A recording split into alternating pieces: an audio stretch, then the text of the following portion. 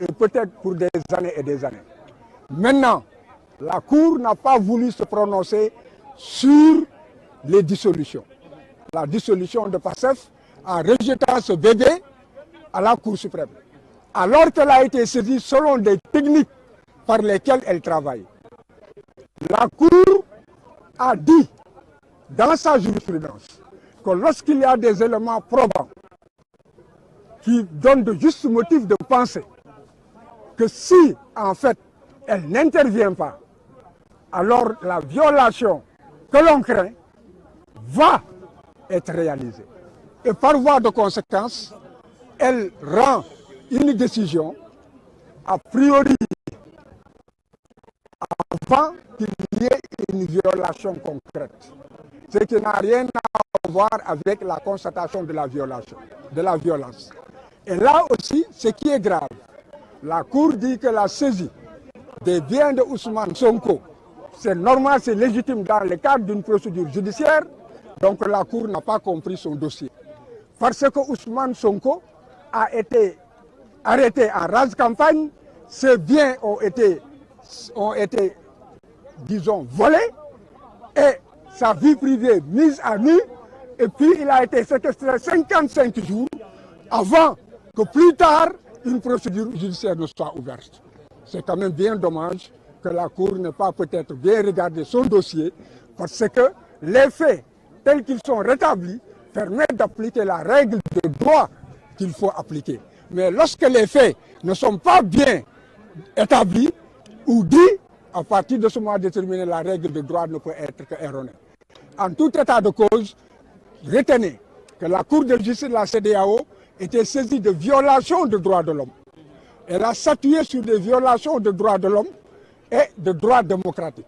Ce qui n'a rien à voir avec les décisions où c'est la règle de droit de fond qui en fait est connue par les juridictions nationales. Donc, c'est deux choses à fait différentes.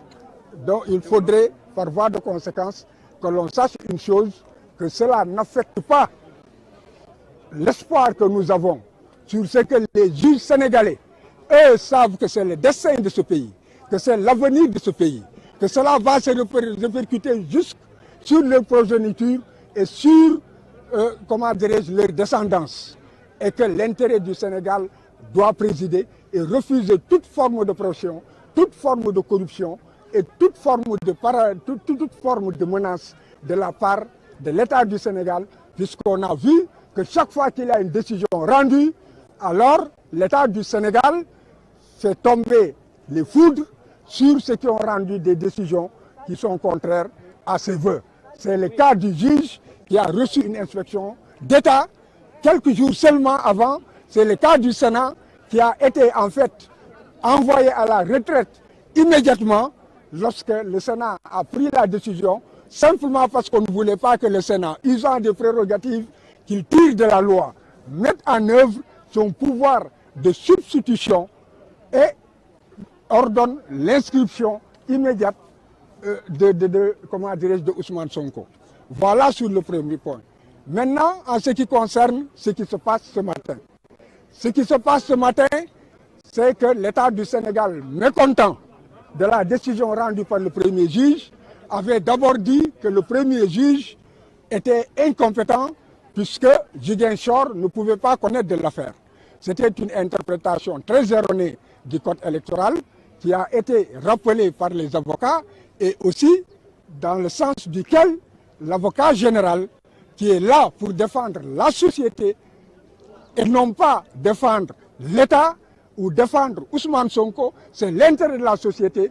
Il a dit que l'État du Sénégal n'a pas bien compris la règle de droit et que d'abord, du point de vue de la loi, en citant les textes de loi,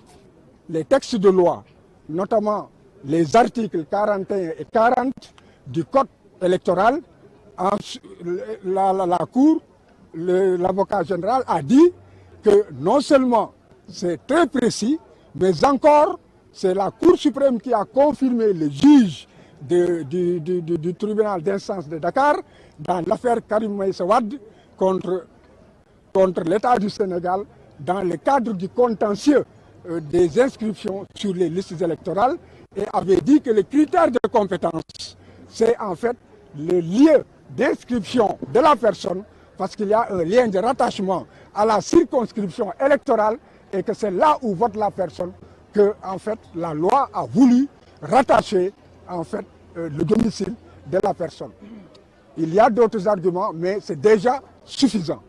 À partir de ce moment déterminé, la Cour suprême elle-même ne peut pas se dire, et l'avocat général de rappeler, pour que nul ne l'ignore, que lui-même était ici, il y a 10 ans, dans ce dossier, et qu'il était encore avocat général et que la Cour, c'était la chambre administrative, celle-là même qui siège aujourd'hui, qui avait rendu sa décision comme si c'était une mise en garde.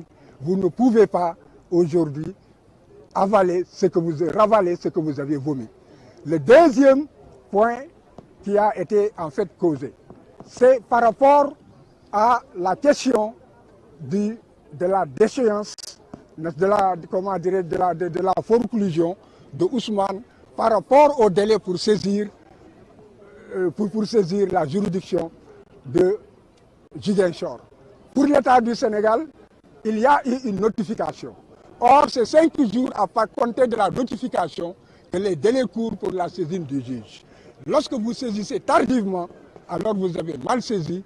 Le tribunal d'instance ne regarde pas votre dossier, il vous déclare forclos et le dossier est classé. Alors, l'avocat général